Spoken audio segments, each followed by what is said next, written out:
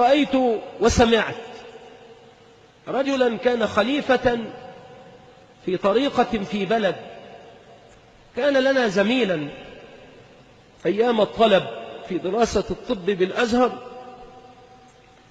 وفي ليلة من الليالي بعد صلاة العشاء وجدته قد تهيأ، فقلت إلى أين؟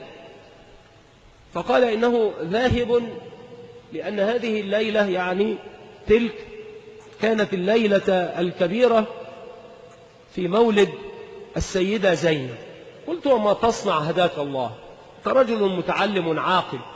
قال: أنا خليفة طريقة كذا في بلدنا، والناس يأتون إلينا ولنا خيمة مضروبة هنالك في الساحة الزينبية.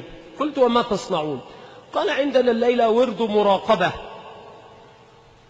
فقلت: هداك الله، وما ورد المراقبة؟ قال: يجلس الرجل وتأتي واحدة من بنات الطريقة فتجلس بجواره واضعة فخذها على فخذه، وهو يجاهد نفسه ألا يدور بخاطره شيء من السوء، وكذلك هي تجتهد في ألا يدور في خاطرها شيء من السوء.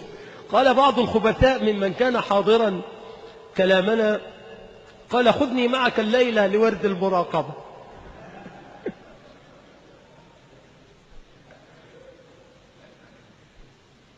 فهذا ضلال مبين كما ترى. ورد المراقبة، الله المستعان.